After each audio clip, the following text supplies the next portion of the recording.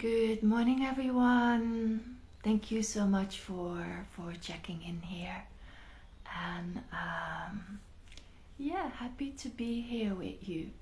Or if you're watching, happy to be here with you in your replay.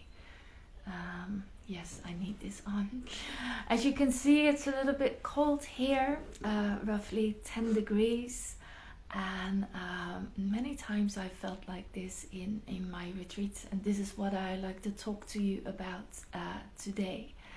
I had a few requests and questions around a silent retreat.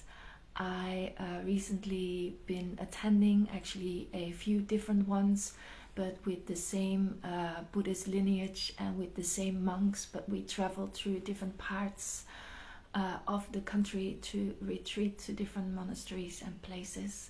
And people have been having questions about the retreat on itself, about how it is to be silent, and if retreats have to be silent, about what kind of meditation. I actually wrote a few questions down, and I'm gonna get my notebook. One moment, please.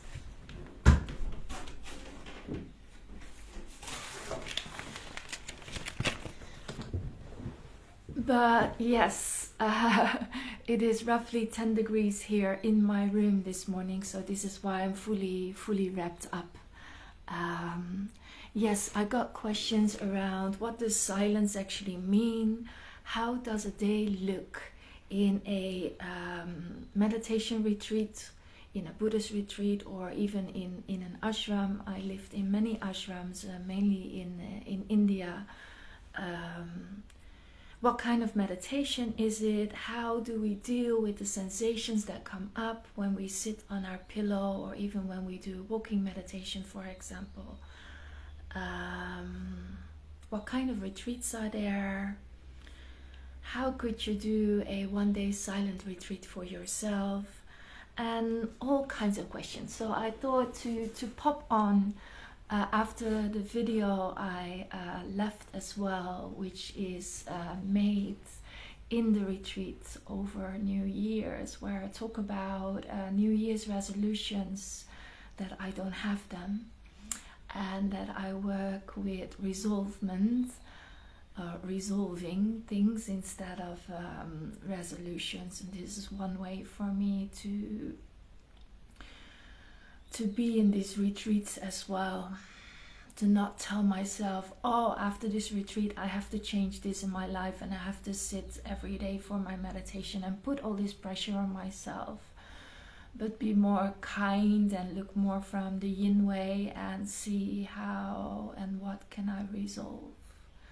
If you're interested in that, there's like a half-an-hour video below in the group as well. But yes, if you have any questions, you're welcome to pop them underneath here, and I will do my best to answer them.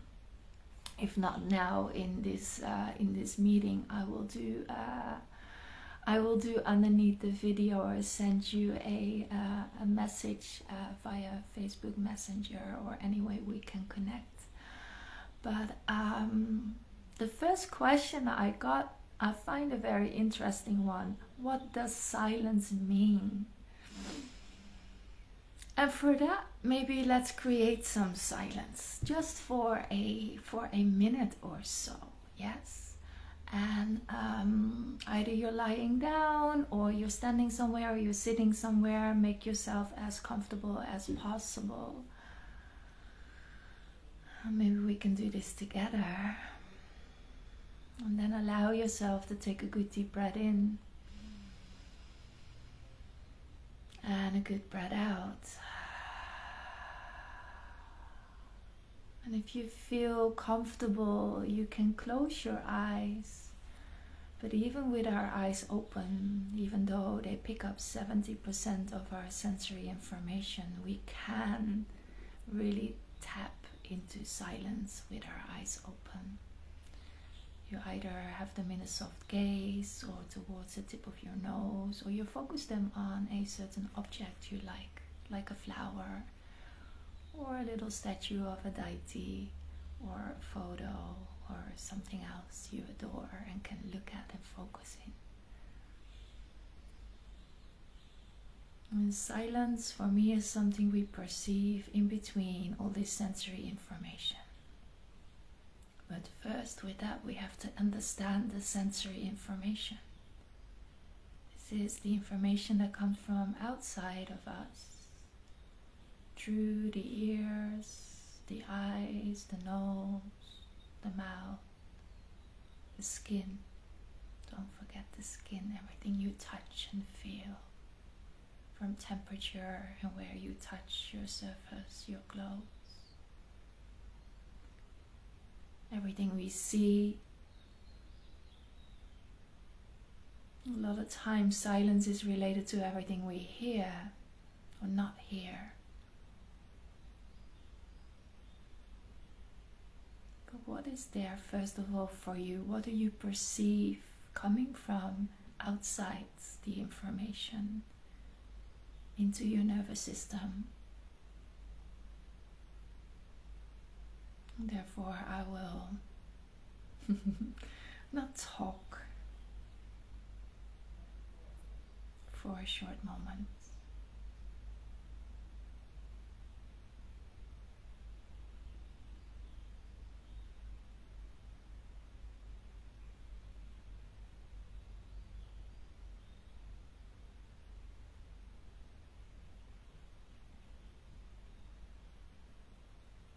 First of all, becoming aware of what we pick up.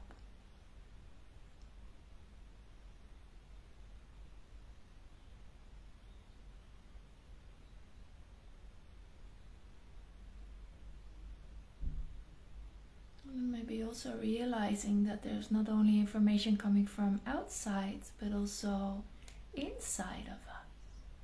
For example, I hear my stomach roar. And there's this bubbling in my intestines of being empty, still haven't eaten yet.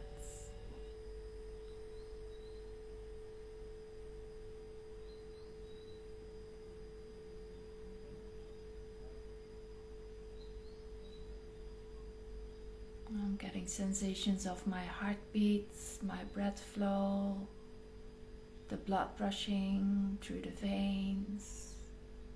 The electricity in my body. This is all information as well.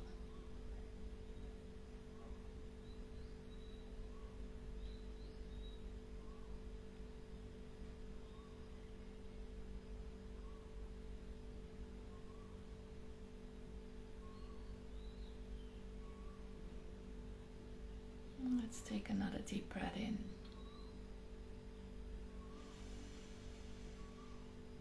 And exhale.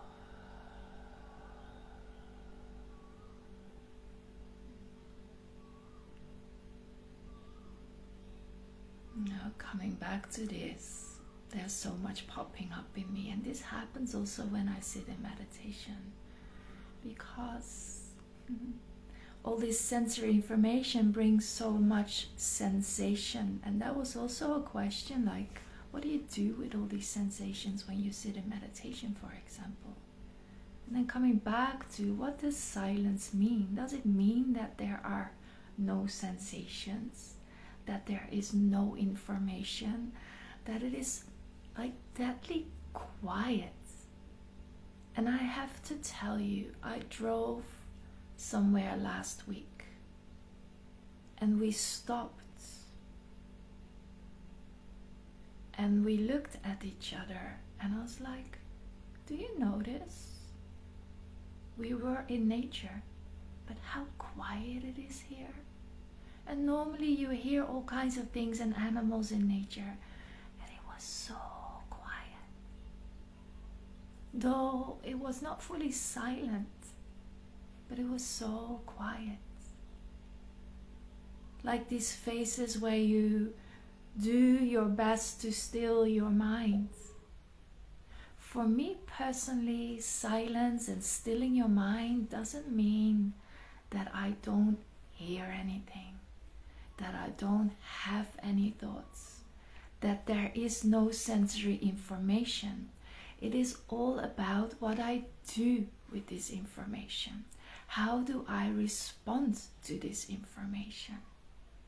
How can I come like nature as I was in last week that felt so quiet and so peaceful. Although when I think of it now, at the same time, it was a bit odd because normally nature has just more sound. So this is why we were questioning that. It felt a little bit odd to us.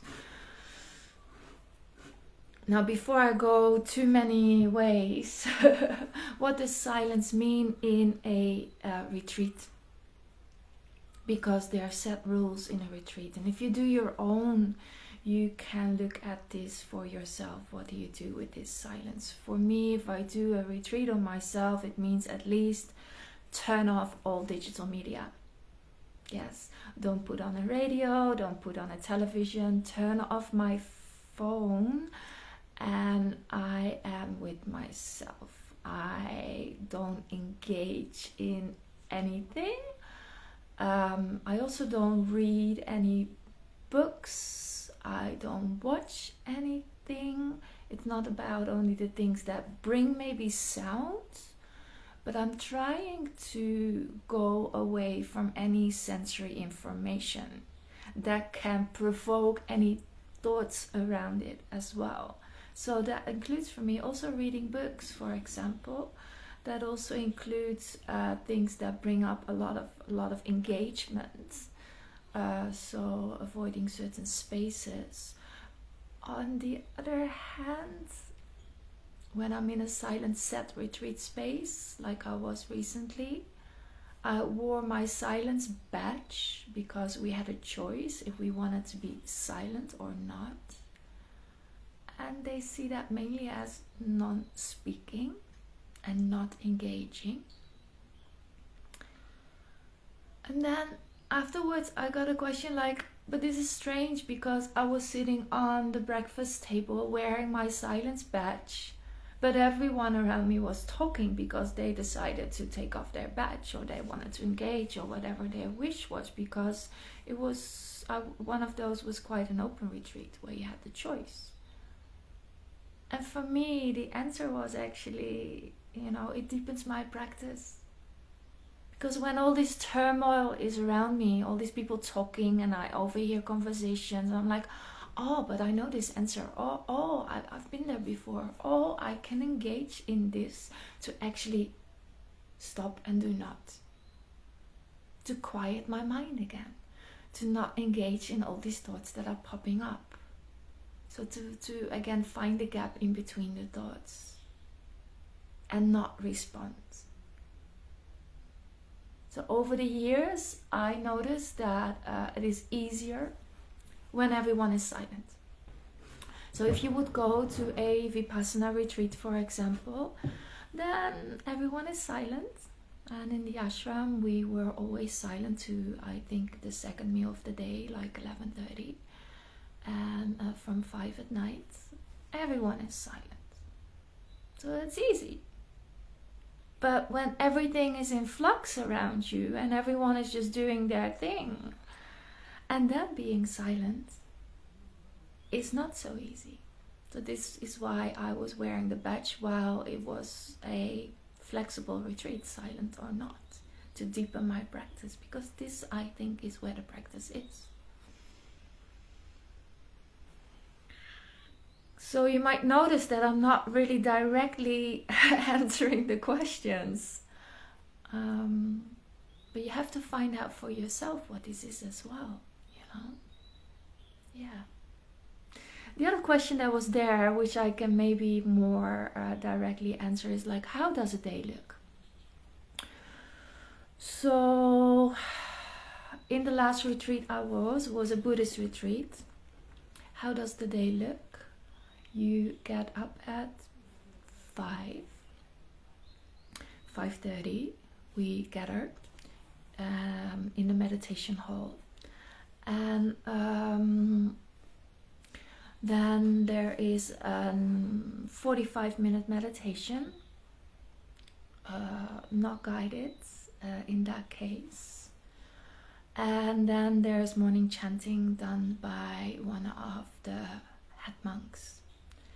And we were given a book, and we were welcome to chant with them. And this chanting is in Pali, Buddhist chants, Pali and Pali. I'm wondering, I think there's some Sanskrit in there as well. So Pali is a very old language, and a lot of the scriptures are in that language. We also find this back in the yogic tradition, not only in the Buddhist tradition. So morning chanting, and then it is 6:30, and then we were allowed to go on arm rounds, and this I find an amazing, humbling experience. So a monk's life, and this might be a completely other topic, but a monk's life goes by precepts. And one of the precepts is that they cannot handle money, and they have to live on what is given to them. Yes, they cannot buy things. A precept is a certain rule to live by. So they go on rounds through the village or their area with their alms bowls, big bowls, and the people of the village offer to the monks, and with this offering they gain merit. It's a good seen as a good deed, so it will enhance your karma. You get karma points, yes. We see this back in yogic tradition as well, not only in Buddhist tradition. So going on to arm rounds, walking through the village in the cold, and following the monks. Not allowed to be close to the monks, so have to be very careful. Need to, as female, have like a meter and a half distance. Not because it's COVID, it's because it's a Buddhist precept that male monks cannot interfere with females, and they have to keep distance because they're afraid they might touch. Yes, but on certain occasions I was allowed to carry the overflow bag. So when the bowl gets too heavy, all these gifts needs to go into something else, so it goes into the overflow bag. So we carry all the goods, and then eventually bring it back to the place for breakfast or lunch. There's only 2 meals a day. Yeah. So the next thing then is 7:30 is the first meal of the day, and in the place I go, there's anything on the table. So there is no rules around meat, for example, and that is always raising a lot of questions. Because one of the precepts, and also when we look into the yamas and niyamas, is like, don't non-violence, yes, don't kill. But how can you eat meat? That is killing an animal. And then the answer when you would ask a monk is, but it was killed already, and we have to eat what is given to us, otherwise we won't survive. So there could be meat on the table. There could be anything, from all the sweets from, I don't know, the grocery store and the supermarket, to cooked meals, to anything that is given and available to them, and we were rejoicing that as well. So if you have a certain strict diet, sometimes it can be difficult. But nowadays, most retreat spaces and monasteries are able to cater also to vegans, for example, or certain allergies. But you're welcome to bring in some of your own food if you don't trust or have things you really need. Yes, you have to take care of yourself in that way. So 7:30, breakfast. Then it's time to do some chores. Clean up your room, go shower, anything you like to do for yourself, depending on the rules you set for yourself as well. And I'm talking about my retreat, and then we had a 9:30 again meditation. So we had like roughly an hour in between. 9:30 meditation plus Dharma talk, and that means that the teaching monk is first of all, we're talking about how the meditation was for us, so you can ask questions. and then they might tell something about their life or about the life of the Buddha or anything else that has to do with meditation and the teachings of the Buddha. Any questions you can ask there as well, and my monks are always super willing to answer all these questions. Then 11:30 is time for the next meal, and this is the last meal of the day, because in the precepts of the Buddhist monks is written that one cannot eat after 12. And this has two reasons. One reason is that they don't want the lay people, so the people who are giving merit and cooking for them and giving them food, to be working for them after 12, because they have their life as well. And secondly, eating is costing a lot of energy, so it also takes energy from the meditation, for example. So the rest of the day can be spent in whatever chores the person has to do, either being a layman, so a non-monk, or being a monk. And the same was for us as retreat goers. So we could spend more time reading the scripts or meditating or doing our chores. And in the retreat I go to, we can help with anything that has to do with maintenance in the retreat place or helping in the permaculture. But you can also go for a walk in nature. It's your space until not so long, actually, like an hour and a half roughly, because 2:30 is already the next meditation. So again, 1 hour meditation and then Dharma talk. Then there was some free space again, and this was roughly around 5-ish, and I used that space a lot to take a hot shower, because then it gets cold again, and to prepare my bed for the night, because at 5:36 we would gather again for evening chanting and meditation. So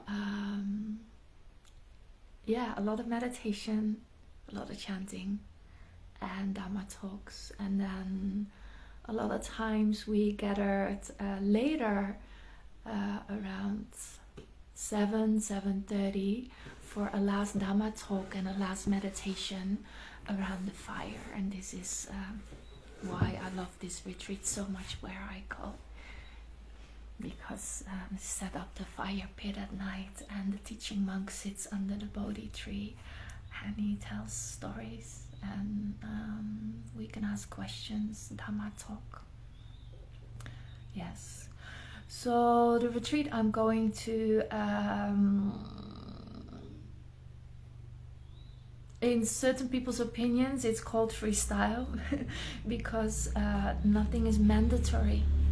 It's up to you. And again, it's like wearing that silence badge. It's up to you. And for me, actually, that is deepening my practice, because it needs my dedication. It needs my discipline. And I need that same thing when I step out of a retreat space, when I come back to my normal life. Yes, then I need that dedication and discipline to keep meditating and to keep myself engaged in all these things, and to also keep my precepts, because I do keep some precepts and I follow the yamas and niyamas. So those flexible retreats are, I don't know, someone said you could see those as advanced instead of flexible and easy. And it depends what you do with it for yourself. Now, if you would go to a Vipassana center, which you find all over the world, you will roughly find a similar schedule, starting very early in the morning, and you might sit over the day, roughly 8 to 10 hours in meditation. And I'm saying in meditation and sit. First of all, it's not all sitting. You might encounter walking meditation, you might encounter standing meditation. There's different ways of meditating, and it doesn't need to be sitting on a pillow in a lotus position. The retreat I go to we are allowed to spend the first 5 minutes or so to become comfortable in our physical body, because they understand when the physical body is not comfortable, then the mind cannot find any rest because the sensations are too high. Yes. So yes, but yeah, 8 to 10 hours meditation, and it might come in different forms. And in meditation, it's actually practicing meditation, because I never been 8 hours in meditation. If I make it to, I don't know, I'm not sure exactly, because being in meditation is a void space. So time doesn't really exist, so I have no clue how long I will spend there. But to be honest, most of the time what I'm doing is practicing meditation to get there. And this void space, I'm not sure how much I experienced that. But it's all about the practice. And also what this practice is actually bringing into our normal daily life. Because if I don't do that in the morning, then my day flows very differently. When I don't create that space for myself, then my response to the inner and outer environment of the world around me and in myself might be very different. And I might be more engaged in my thoughts. I might be more responsive to my mind. I might have more negative self-talk. All these things, yes. There was this question as well, like, how do you manage sensations? And this was one of the main things why I was avoiding also going to ashrams, because I didn't start with meditation retreats. I lived in ashrams for many times, for a longer period of times, like months. And I remember that I could not sit. I could not sit cross-legged. I could not sit still. My body was in pain. I was always seeking out the wall to, like I'm doing now, to rest onto. But this got better over time. It's practice. But yeah, with this, all these sensations and this silence around me, like everyone was just sitting there and being quiet, it got on my nerves so much. It got so much on my nerves. What to do with that then? What to do with all these thoughts? What to do with all these sensations? And yes, what to do with pain? Yeah. Now, certain meditation retreats really go into this, like Vipassana, and especially Goenka style, is very much about noticing all of this, going into all of this. And this might be too much for certain people. This is also why on the application form of Vipassana retreats, there is a question saying, are you suffering from high anxiety or depression? Because knowing that when that is the case, the mind is already in so much turmoil that being asked in your meditations to focus on your sensations, to maybe sit through the pain, to observe all these thoughts and sensations. Yes, because it's all about observation, not about doing something with it. But this might push someone deeper into the anxiety or into the depression. So this is why this question is on this application form, because eventually in a retreat setting like that, in a meditation setting like that, there is not much space, or a therapist or someone, that if something might happen to a person, to deal with that 24/7. And one doesn't want to provoke a situation like that either. And there's other kinds of meditations that are very suitable for these discomforts for the mind, so to say, which it is. High anxiety and depression, our nervous system response, and our discomforts for the mind. And there are certain meditations that can really be helpful for this, but certain meditations that can, in my opinion, in my humble opinion, push someone over the edge as well. So not helpful maybe yet, yes, in that stage. But yeah, how to manage those sensations? The practice is to observe them, to not engage, to not identify oneself with those sensations, and to observe them. And personally,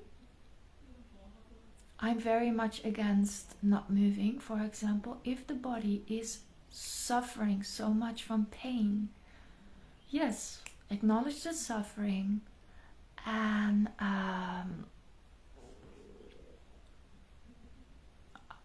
if, for me personally, these sensations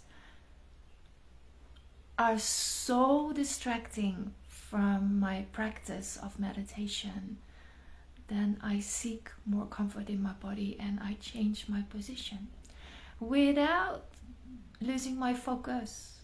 So it's something else to then start to engage in all kinds of thoughts around it. But just like very simply change your cross-seated position or put the leg differently, why not? But there's a difference for me between like pain, like suffocating pain, or feeling that my leg is falling asleep. That happened. I know that my foot can be without blood flow for 6 hours, so I'm not worried about that. And it's a sensation I can observe, but I don't have to engage in, because I don't have to worry about that either. But if the body is in so much pain, sometimes it just happens. Like one practice is better than the other, and this is why we practice. Yeah. So I think I touched on quite a few things. I'm wondering, I see a few waves, but if there are some questions also. Otherwise, I'd like to encourage you, because I know not everyone has the ability to go on a retreat. Although you will find Buddhist retreats, Vipassana retreats, meditation retreats in all kinds of spaces and places all over the world, and nowadays of course also online. Online is asking more of your determination, of course. And you can also set your own retreat. And actually one of my, or two of my teaching monks of the middle way lineage I'm following wrote a little book, and I will pop the link underneath this video. It's about how to set up a one-day silent detox retreat for yourself. And detox in like detoxifying your mind, yes. And they explain the precepts of Buddhism, and they explain it in such a simple way that you can very simply put this in your normal life. Because sometimes these words of the yamas and the niyamas or the precepts can sound really like really? Okay, so how do I do this, and what does this actually mean for my normal daily life? It might be easier when you are in an ashram or in a retreat center to do so, because we are sort of in a bubble and shut off from the normal daily world. But what if you go to work? What if you have a family house to run? What if you have your duties to do? How can you then still live with those precepts? And it is possible, yes. And they explain very nicely in that book, and they give a lot of options how to create a one-day retreat for yourself.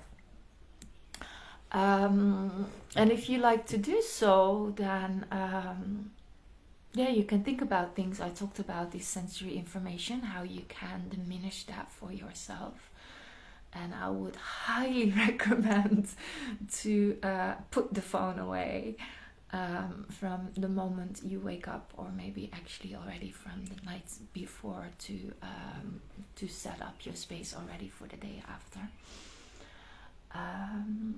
And to have a little list ready maybe of things you like to do on that day, simple things that can enhance your practice, because depending on what you do before you go and say sit for meditation before your practice can either benefit or bring more discomfort or less better meditation, so to say. So I found that stretching my body, for example, before sitting for meditation is very helpful. I also found that going for a walk in nature before meditation is very helpful. I found that not reading a book or not engaging or sitting next to conversations is very helpful, because this is all imprints for my mind, and this might pop up back as memories, because our thoughts are going to past or future. So when I heard things before, or I've seen a lot of things before, this keeps repeating in my mind, and it is asking me to engage, and then my practice becomes harder.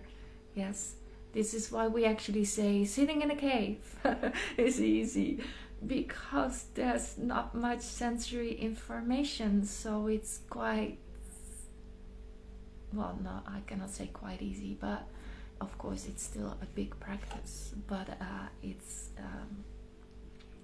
seems more easy than when we are in the city or in the turmoil of our everyday life. So what you do before your practice can really depend on how your practice eventually is. And for that I journal. So I write down what I do before my practice, and then we are always encouraged in the retreats I go to also write down after the practice how it was, or to talk about it when the monks are asking, how was your practice today? To trace back also, what did I do before and what came up in my meditation, and might there be a link? So when you set up your one-day retreat for yourself at home or in nature, for example, then make a little list of what you do that can be helpful. Also, make a little schedule for your day so you don't feel lost, yes? And it doesn't have to be from 5 in the morning till 9 at night. But make a little schedule for yourself so you have something you can base it on. And this little book, I will put the link underneath, gives a lot of examples how you could set up your one-day retreat for yourself.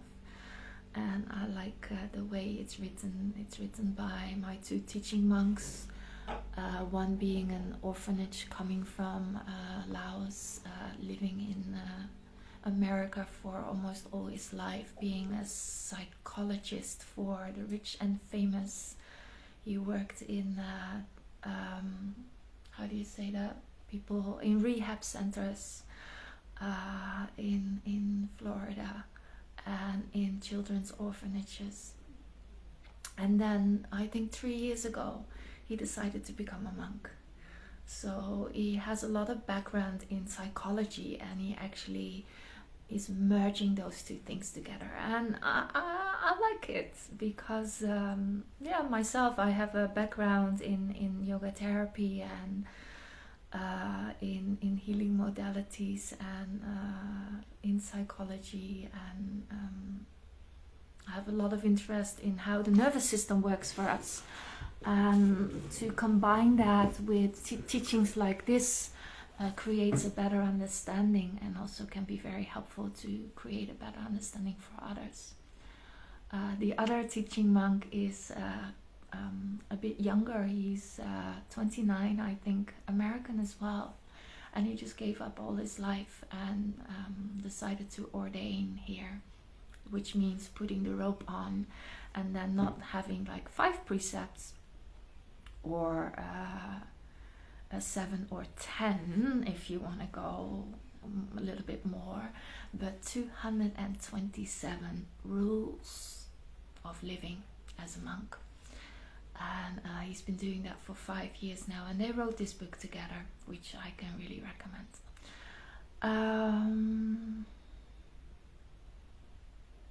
What is very important is if you want to set this one day or longer retreat for yourself, to be really clear about your intention. To be really clear about your intention. And of course we know intentions might change over time, but start at least with a certain intention. And I noticed that, and for me, when I trace back in my mind, I might have looked at it as well like 10-12 years ago, like this is all so hard to do, it's so difficult, it's so, I don't know, so strange to do as well. And to be silent, I'm a chatterbox. I love to talk, although I'm living on my own and I'm quiet most of the day. I talk to myself, but that's it. But when I'm with people, I talk.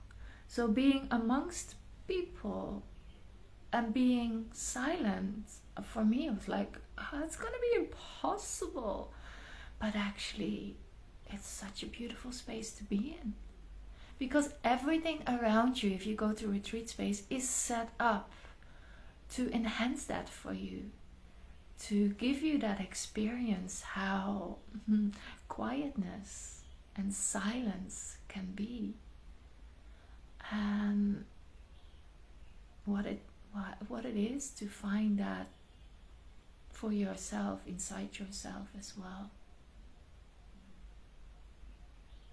Yeah. And tracing back to what does silence mean, this can be like this. No talking, no doing, no nothing, yes. Going away from all this sensory information, which is one of the steps also. Of course, when we look at the 8-folded path of Ashtanga, yes, it's in there. It's one of those steps. Yeah, quieting the mind. Again, for me, it doesn't mean I don't have any thoughts. I believe that I will, if I live a normal day, the life like this, and I'm not enlightened, I will have thoughts, for sure. But it is all about, what do I do with those thoughts? Yes. Can I observe them? Or do I believe them? Do I engage with them? Do I identify with them? What is my response to them? Understanding that my thoughts are not me, then this becomes a whole different world, and it becomes easier to find the quietness of the mind and the silence within, and become into that observant state that is so helpful for the practice of meditation.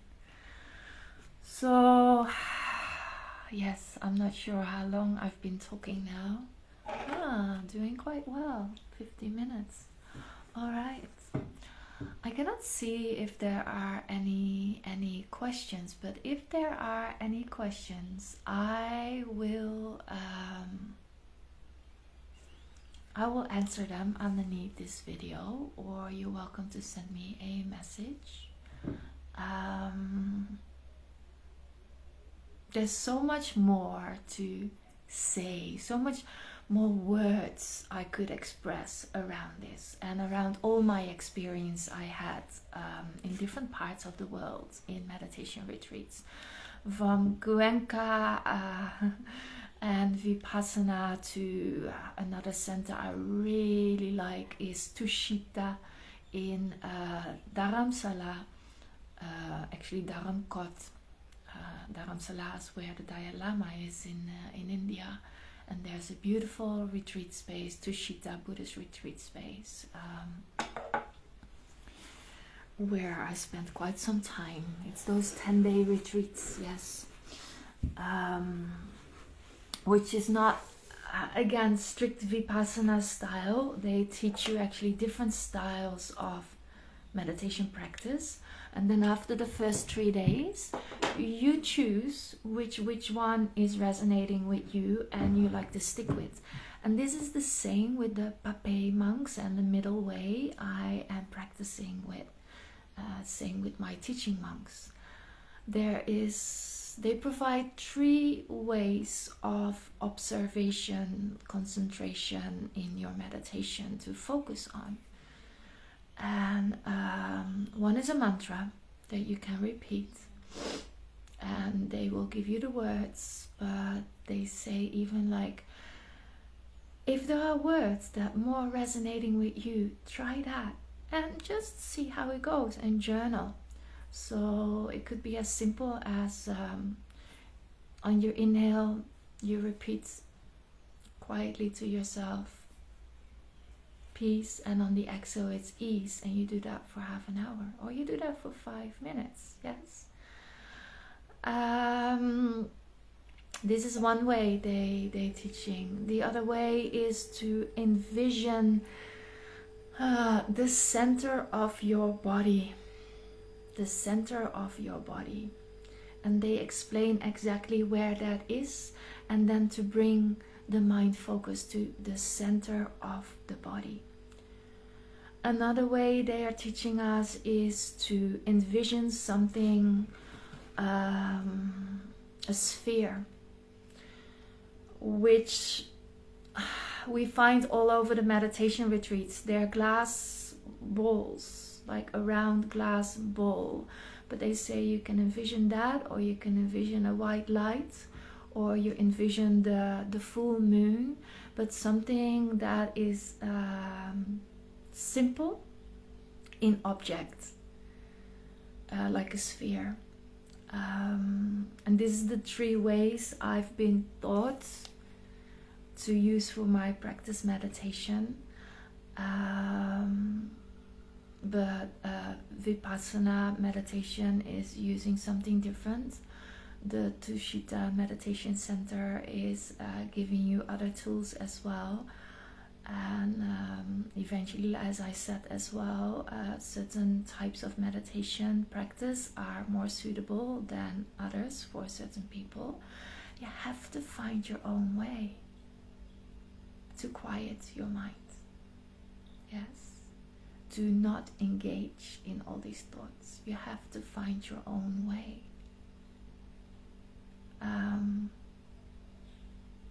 I personally don't believe there's only one way, because we're all different. Even though we're all one, yes, but we're, as an expression in this life, in our vessel, in our body, with our mind, with our brain, with our nervous system, with our conditioning, with our upbringing, we express ourselves all different. We experiencing life all different.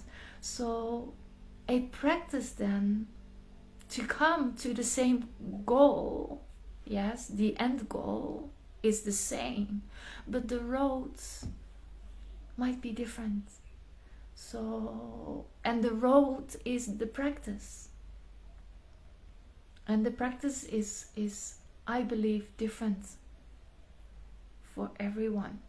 And then you might find like-minded people, groups of people that like to practice the same things, and with that you create Sangha, community, and community is super helpful in this. Yes, it is very helpful to have in my case, a teaching monk, so someone I can ask questions. And I have to be honest, I don't always find my answers.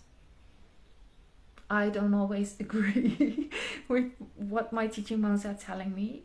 And something that pops up in my mind is there's a lot of things around how females are observed in Buddhist lineage, in Buddhist philosophy, that I have a lot of questions still around.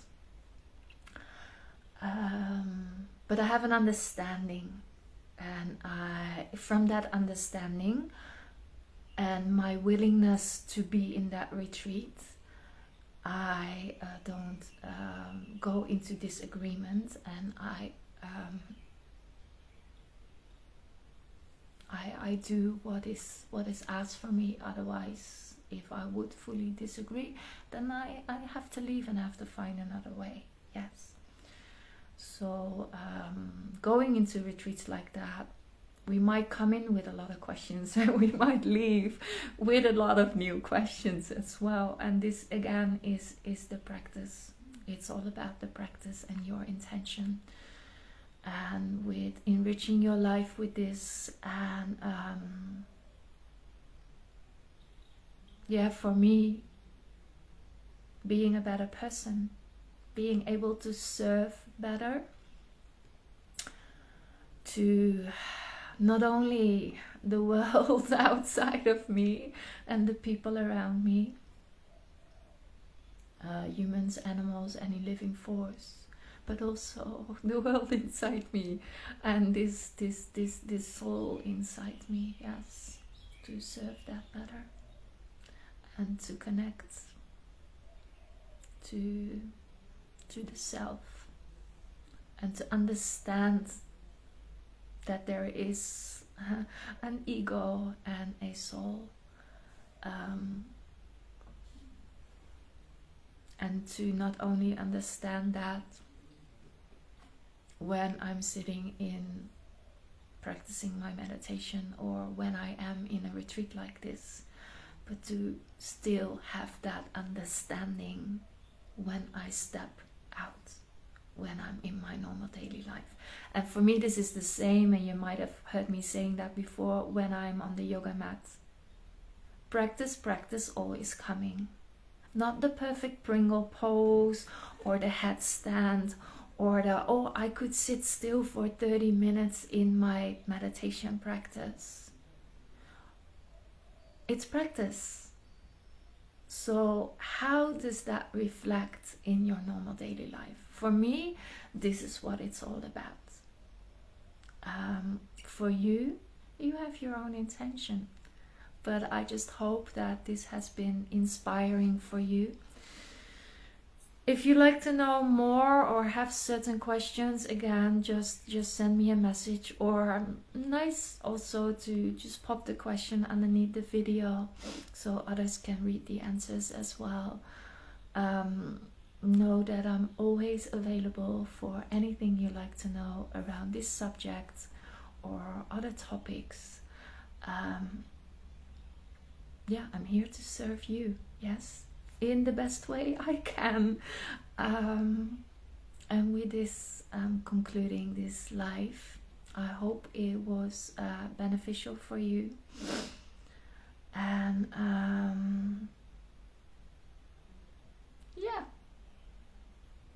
I'm wishing you a beautiful practice, even if it's just like 5 minutes a day. I would say go for it and feel the ripple effect, and observe the results through your day. I got the question many times, like, when do you need to do your yoga practice, what time of the day, or this is the same for meditation. For me, it's right away when I come out of bed. It's also very helpful before sleep, but I also understand that people are living lives and cannot dedicate a lot of time to practices like this. But see if you can find at least 5 minutes a day and come more to a state of mindfulness in general, which is the practice before meditation. So even when you brush your teeth, become aware of all the sensations. Really take your time to really be present, brushing your teeth or doing your dishes or talking to another person. Be present. It starts a lot with that. This is what meditation also is about. Be present. Don't engage in future or past. Be present. First step. Only when we're present, we can observe. Next step, observe. And then disengage. Not from that conversation, because that is normal daily life. You're serving a different purpose. But when you practice meditation, then we have to start to disengage from all these sensations. Yes, from being present and observing to disengaging. And then finding an object of concentration, which can be anything. It can be the flow of the air through the nostrils, which you find back in Vipassana most of the time. It can be the center of your body, like you find back in the middle way meditations I do. It can be a sphere outside above you. It can be a mantra. It can be anything. Yes. But make it something that is serving you, and make it something that is positive, and make it something that is present in the present moment. Yes. All right. I think this is enough said. Wishing you well. Thank you so much for tuning in, and thank you for showing up for yourself. Yes. All right. Bye for now. Ciao.